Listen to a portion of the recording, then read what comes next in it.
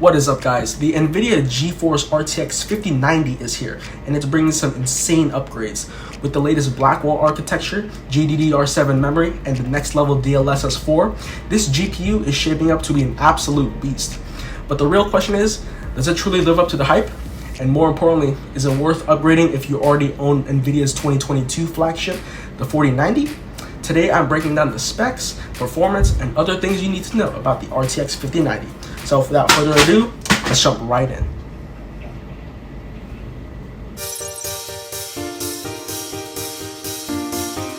Let's talk about what makes the 5090 stand out from its predecessor, the RTX 4090. NVIDIA has packed this GPU with some serious upgrades that push gaming and creative performance to the next level.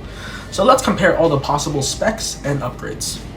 The dimensions of the 4090 is 12 inches in length, 5.4 in width, and 2.4 in height, so it is a triple slot card. While the 5090 has the same dimensions, but the only difference is in the height, being 1.5 inches and only got a dual slot. So it has gotten way smaller now and can now fit in most form factor builds. All the internals were rearranged, and with that change, NVIDIA was able to put two fans that can blow right through the GPU instead of turning the air and exiting out the side. The 4090 has an NVIDIA Ada Lovelace architecture, which introduced DLSS 3 or deep learning super sampling to create higher frame rates with AI by placing one AI frame for one real frame. And we did cover that in the Nintendo Switch 2 video. It also has a 4nm process made by TSMC, which is a Taiwanese manufacturer that specializes in semiconductors, RT cores for ray tracing, and tensor cores for AI capabilities. Now, the 5090 uses NVIDIA's latest Blackwell architecture, and that introduced DLSS 4, which instead of generating one frame, it now generates 3 AI frames per normal frame, and that boosted the performance by 8 times when combined with traditional rendering. Instead of a 4nm node, this uses a 4NP node, which is a more refined version of the 4nm process, and also made by TSMC. Improved ray tracing, AI acceleration, and overall rendering capabilities. The 4090 has 16,000 CUDA cores, which are small processors, and the 5090 has 21,000 of them. The base clock for the 5090 is 2 GHz, and the boost clock is 2.4 GHz, which is a lower frequency than the 4090's 2.2 base and 2.5 boost. The memory went up from 24 GB of GDDR6X to 32 GB of GDDR7. Their speed is 21 gigabits per second for the 4090 and 28 gigabits per second for the 5090. Their interface width was 384-bit and now 512-bit. And the bandwidth for the 4090 is 1000 gigabytes per second, and the 5090 is 1800 gigabytes per second. So, pretty good upgrade. The 4090 has 3rd gen ray tracing cores and 4th gen tensor cores, while the 5090 has 4th gen ray tracing cores and 5th gen tensor cores. The AI performance for the 4090 is 1300 TOPS or trillion operations per second, and the 5090 is 3300 TOPS, so more than double the performance. Lastly, we got power. The GPU power for the 4090 is 450 watts and the 5090 is 575 watts. The whole recommended system power used to be 850 watts, which is quite a lot if you don't play that much games. But now it's 1000 watts, which is just insane. I mean, this GPU has a higher wattage than some PCs out there. These upgrades are pushing the limits even further, but how do they perform?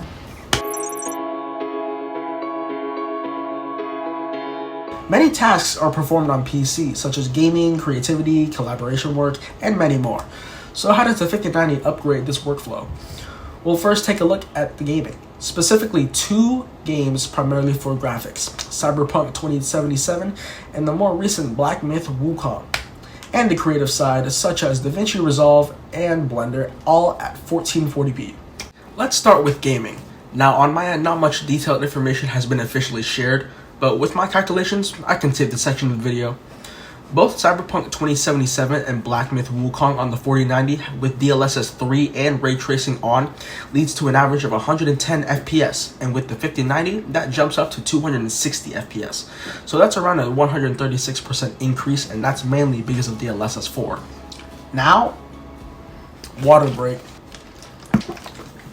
Now with productivity. Blender's benchmark points average for the 4090 is 10,966, while the 5090 is 14,869, so a 30% jump in performance. And with DaVinci Resolve, the score has gone up by around 30%, so it's safe to assume that this beast of a card is mainly for high-performance gaming.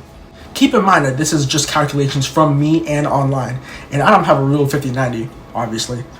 But with the 5090 now being released for a month now, what do the others think?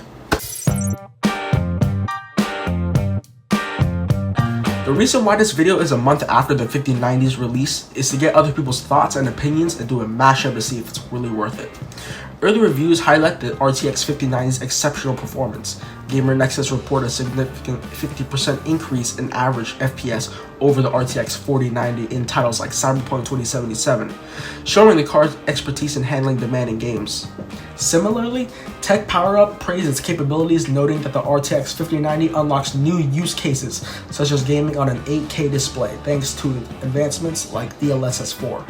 Now, this doesn't mean everything goes well at first. Some GPUs have a rare manufacturing defect, where some people got their 5090s and 5070 Ti's with no render output units, or ROPs, which is a processing unit that renders the final subject, something that every GPU needs. It affected less than 0.5% of the GPUs and was ultimately corrected. But one mishap went viral all over social media. The literal power connector and 12-volt 2x6 cables on many 5090s started melting from extreme heat buildup, and this is only happening with NVIDIA's own Founder Edition cards. NVIDIA blamed others when the 4090 had the same issue by saying they weren't connecting the cables properly, but it looks like nothing's wrong at this point. One Reddit user shared their story on how they smelled something burning while playing Battlefield 5, only to then find their connector and cable melted. The reason behind this was debunked by a couple channels on YouTube, where they found out that the distribution of the power load was out of place. Some cables that should only get a few amps is instead getting loaded with amps, causing 150 degrees Celsius or 300 Fahrenheit in just one spot. And this all would have not happened if NVIDIA stuck with the 8-pin connectors that tons of people use, and they're just a single power flow process instead of splitting the current. This makes it a tough decision if you need to upgrade or not. So let's try to distinguish that.